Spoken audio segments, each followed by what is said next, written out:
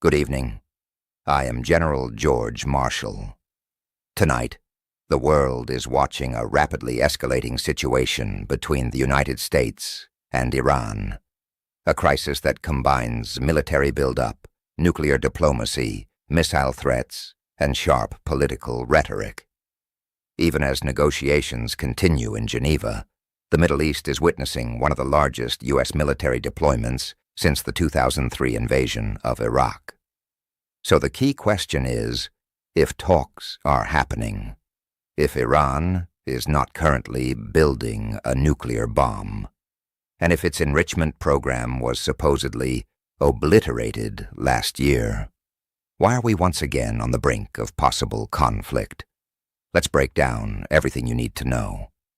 In his 2026 State of the Union address, President Donald Trump made a powerful claim. He stated that during last year's operation, known as Operation Midnight Hammer, the United States obliterated Iran's nuclear weapons program, but he also warned that Iran is now trying to rebuild it. At the same time, he reiterated a firm red line. The United States will never allow Iran to obtain a nuclear weapon. Yet here is where the complexity begins. U.S. intelligence assessments indicate that Iran is not currently building a nuclear bomb. Iran is not enriching uranium at this moment. So if the program was destroyed and enrichment is not happening, why is the U.S. deploying aircraft carriers and briefing top lawmakers on potential military action? The answer lies in what Washington believes may be happening behind the scenes. According to Secretary of State Marco Rubio, Iran remains a grave threat, not only because of nuclear ambitions, but because of its conventional missile arsenal. Iran possesses large numbers of short and medium-range ballistic missiles, naval assets capable of threatening shipping lanes, capabilities that could target U.S. bases in the Gulf, including facilities in the UAE, Qatar, and Bahrain. Rubio has made one thing very clear. Even if nuclear negotiations succeed, Iran's refusal to discuss ballistic missiles is a big problem, and that is a central sticking point.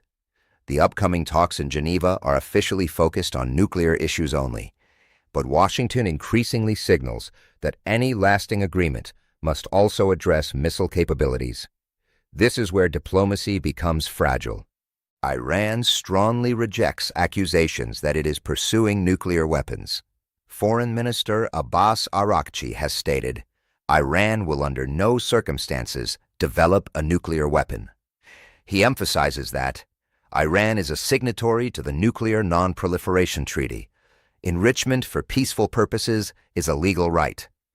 The nuclear program is under international monitoring. Iran says it is willing to accept full verification by the International Atomic Energy Agency, even expanded inspection protocols under certain conditions.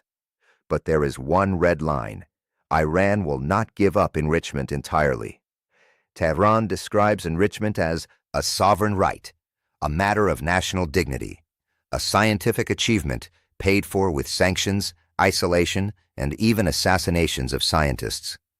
On ballistic missiles, Iran's position is firm. They are defensive. They are not negotiable in the current talks. While diplomacy unfolds in Geneva, the military posture tells another story.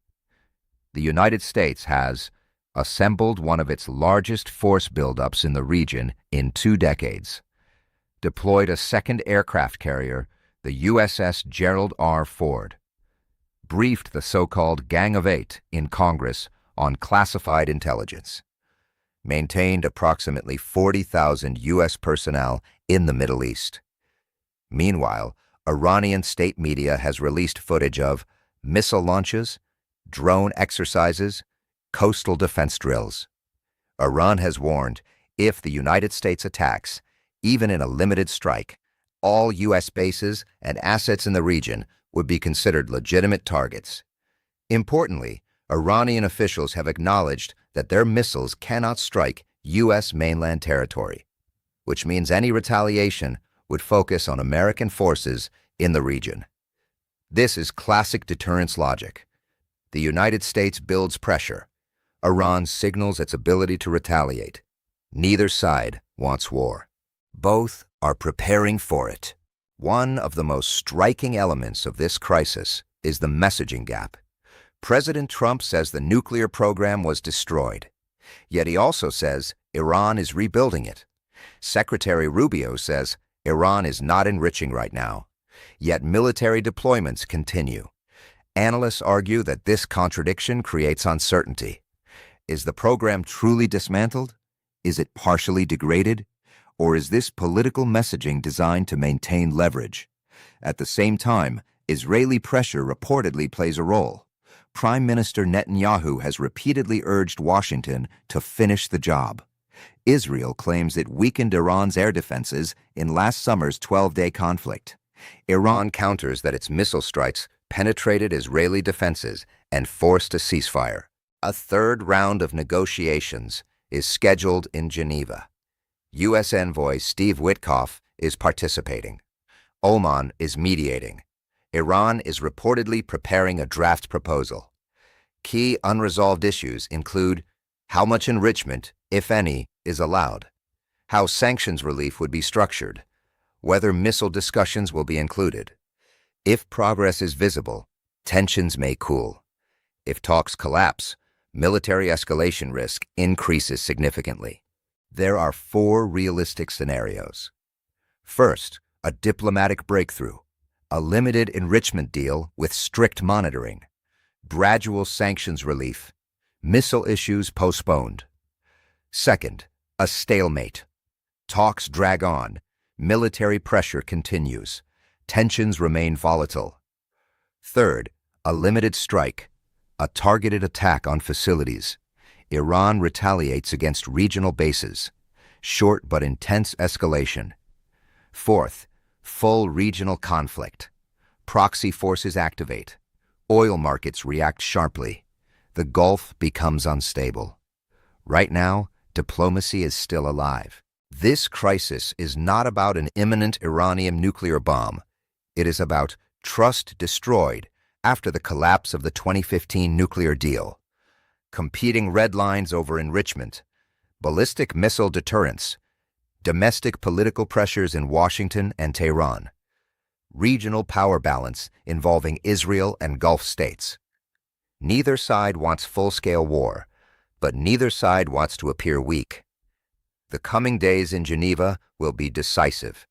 The world is watching carefully, because in a region already filled with instability, even a small miscalculation could have global consequences.